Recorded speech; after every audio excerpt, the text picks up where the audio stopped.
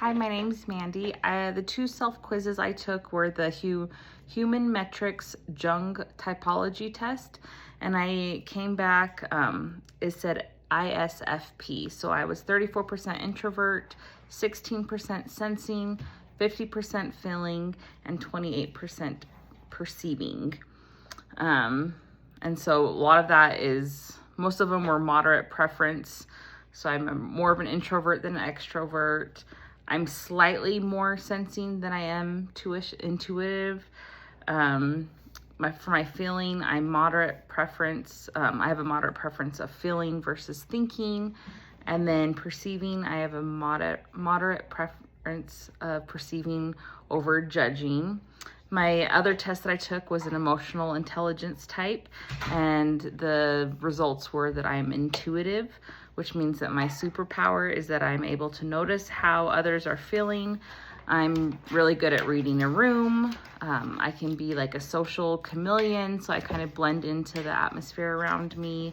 And I'm really good at bonding over shared experiences. I believe that these are all great things because oftentimes as a nurse, you do have to read a room. You walk into a patient's room, there's animosity or there's sorrow.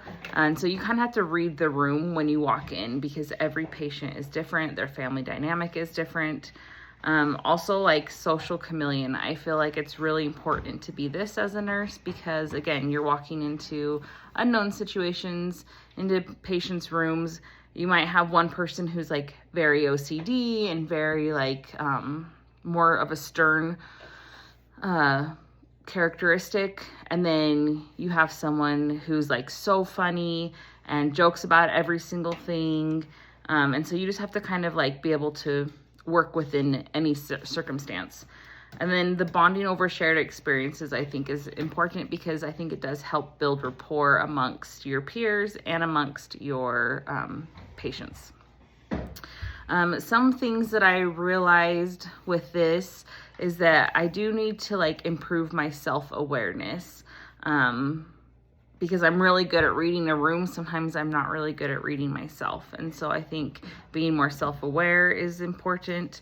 I'm really empathetic and my overall well-being was 50%. And so I just have to kind of watch that because I don't want to get burned out within the nursing industry. My lowest score though was my emotional control, which I got a 30% on. And so I'd say that probably is the biggest area for improvement. Sometimes it's easy to get really connected with a patient or anything like that. And so sometimes you do take on an emotional toll when you become close with a patient. And so yeah, just like my emotional control would probably be something that I'd work on. So an example of how personality or behavior affects team dynamics, I kind of said that already, but just to reiterate, like the way you carry yourself, if you are able to read a room or be empathetic, or if you're not able to control your emotions, those are all things that can potentially cause a chaotic shift to happen. So next is my leadership style and teamwork. So my leadership style, I feel like, is transformational. And it talks, transformational leadership is it's considered the 4 I's.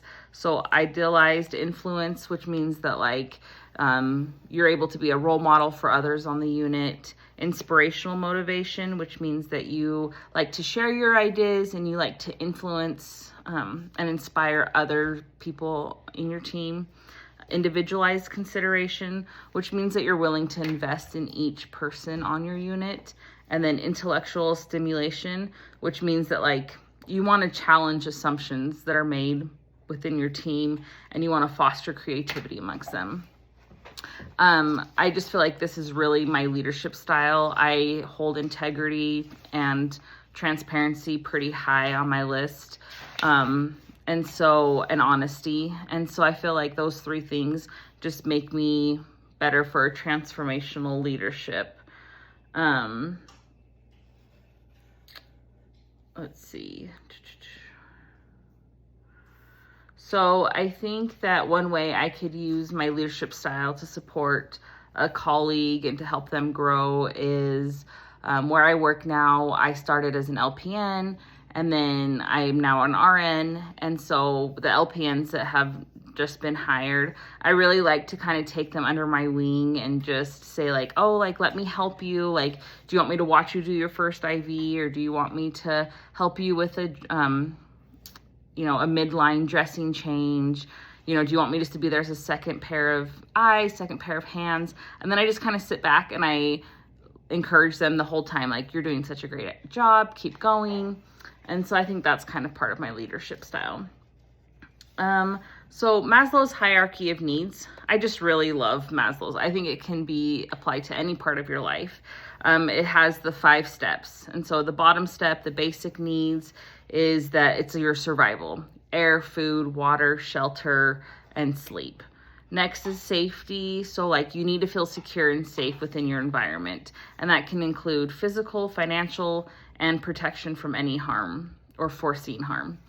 Third is love and belonging. Everyone needs to feel like they belong. You need that social aspect in your life with friendships, intimacy, or a sense of connection. And the fourth one is esteem needs. So everyone wants to feel respected by others. And so, but you also need to have respect for yourself.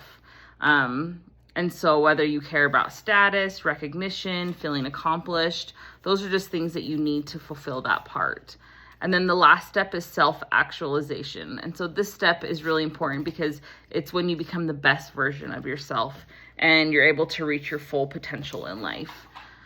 I think the function of Maslow's hierarchy is to like motivate people to continue doing better, to continue to progress. And I really believe that progression is so important in life. And it helps, I also think Maslow's hierarchy helps people, like it helps you decipher like what someone's needing. And it just overall improves your well-being and performance really in any aspect of your life. So it says to share an example of how understanding someone's needs or emotions helped or could have helped a team or leader. And then how will understanding needs and emotions share your leadership? So again, I just kind of feel like this isn't really like related to nursing necessarily, but I have an aunt who I'm close with and a cousin, and they often bump heads, and she doesn't see that like she's not creating a safe environment for them. They're not able to be heard and so on and so forth. And so I've tried to explain to her this Maslow's hierarchy of needs is that yes, you've helped them pay rent, or you've helped them keep their heat on, or whatever have you. You've helped with their basic needs, but you in your home are creating an environment that they don't feel safe in, and that's why they don't come around. It's not that they're not grateful for what you've done, but they just don't feel safe in that environment, and so they can't come into your home. And so I've tried to explain this to her, but because I think that it really does, and it can apply to any part of your life. And I think when we can understand where someone's coming from, in this example, my cousin, I think you can have more empathy towards them. And then also, if she believed in this, she could try and make her home feel less of a threat to her kids, and which would be more welcoming for them to come in. And so I think that once we understand where the hang up is on the ladder, we're able to kind of have control over ourselves and fix that situation so that that person can continue going up Maslow's hierarchy. And then just a quick wrap up. I did my article on an article called Nurse's Role in the Birth Experience, an Integrative Review. And it's by Nicholas M. Raposo and some other authors. And one thing that I really loved in this article is that it specifically talked about Maslow's hierarchy. So like the physiological step was physical comfort for a mom and a newborn, mostly mom in the birthing process, but like giving her basic needs, warmth, hydration, nourishment, as we're able to. And then safety, making sure that we are exuding competence as a nurse. We're confident in what we're doing to help our patient, and we're calm. Sometimes birthing can be a traumatic experience, due to previous traumatic experiences. And so as the nurse, if you can remain calm, that's the best thing you can do. And then just be a reliable communicator with your patient. It's super important during the birthing process.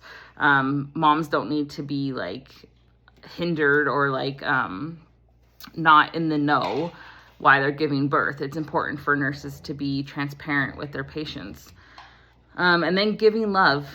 Not every mom who's giving birth is surrounded by a love, warm presence. And so I think it's really important to give them individualized attention.